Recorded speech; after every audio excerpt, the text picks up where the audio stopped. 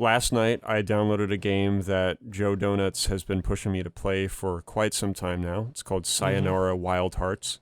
We have spoken about it on the show at least a couple times.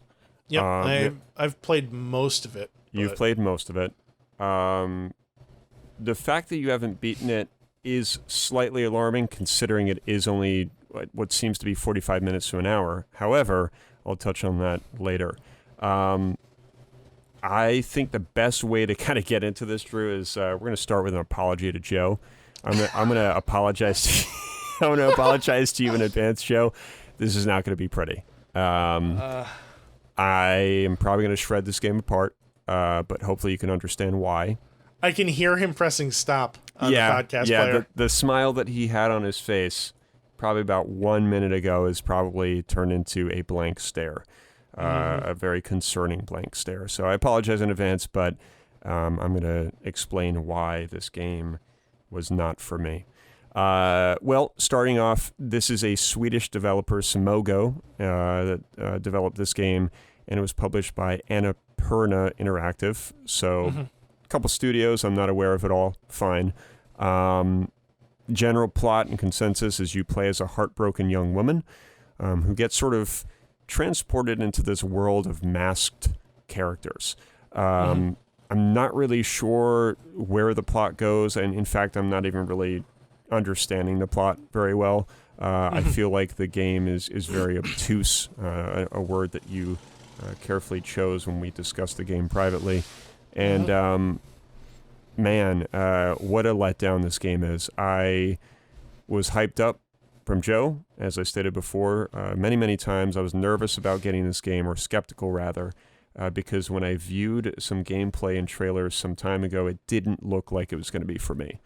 And there's good reason for that. I usually have pretty good judgment on a game based on trailers and gameplay. Sometimes I'm completely wrong, but most of the time I like to think that I know if it's going to be for me or not. And I can say this much, I am not surprised why I hesitated, because I did not enjoy this game at all.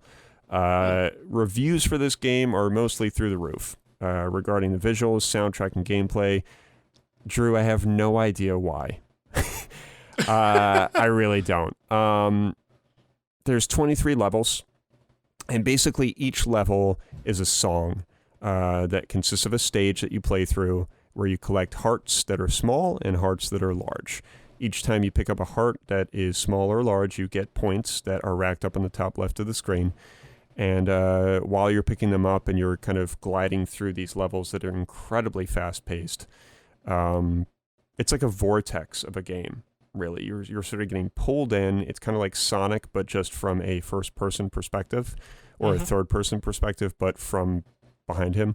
That makes sense. But you're avoiding collisions and enemy attacks. It's neon, and it's all moving at 200 miles per hour. Now, I was sitting closer than normal because I had to charge my controller. Bad idea, I guess, because I felt like I was fighting off an epileptic seizure for the entire 45 minutes to an hour that I was playing this game. And it made it 10 times worse, because since I didn't like the game after about 10 minutes, I was like, fuck me, man. Like, I can't even move back because my controller was at like 1 bar just from using Netflix and all this kind of stuff. And I had to sit close because I had to charge it, and I don't have a long cable. So, sue me. But anyway, hating on the game, and I'm thinking, man, why am I not liking this dude? Let me just keep plugging away. I'll just keep getting through the tracks, and hopefully it'll get better. It didn't. It just got worse. It's so annoying and often maddening at times, actually, because I think there's a lot of messaging here with what they want to kind of convey with the plot, and how maybe this girl that you're playing as is dealing with her emotions in this weird sort of neon dream, essentially, where she is potentially confronting like old lovers or friends that maybe bullied her. I'm not too sure. It's kind of gray like Grease, which is no pun intended, because I think that's what that game I think that's what Grease stands for in Spanish, is gray. But it feels very obtuse. It feels very gray. I didn't really understand like why I was doing what I was doing. There wasn't one moment where I felt any sort of emotional attachment to the character or anyone else. And there was an enormous amount of praise for the visuals and soundtrack, and I really don't understand it. I mean, visually, I suppose you could say that it's pretty, like, it's neon, it's pretty, it flows well. I can give it that, but I just feel like it tried really hard to be different.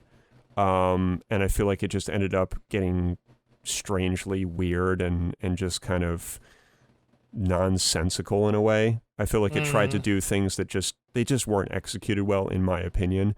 A lot of like twisting and kissing and just sort of, I don't know, just odd things happening. And I just feel like it was a very left field. And then you'd move on to like the next stage, and without sort of jumping around a little bit, and I can't help myself because I just feel like the game is very convoluted. Apparently this game is based on like tarot cards and shit. So there's a lot of like mysticism with tarot cards implemented with the story, and some shit.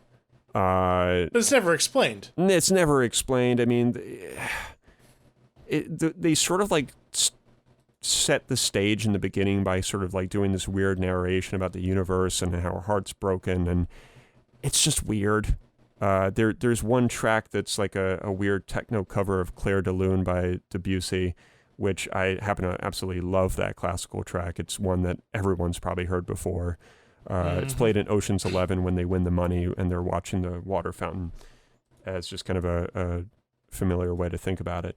I was digging that. I was like, okay, they're doing a remix on Clair de Lune. Totally dig that. So that was good. That was probably the only thing I liked about the soundtrack. And the rest of it, I feel like they hired Church as the band, but they hired like a bad like cover Church's band and gave them like Z-Quil before recording. So it ended up just being like this weird, tranquil, dreamy, sleepy, churchy sounding crap, to be honest. And I know I'm going to get like absolutely thrashed for saying that because the soundtrack was praised by so many, including Joe. But it's just so whiny. Like there's this one track that I think was a highlight, and it's like,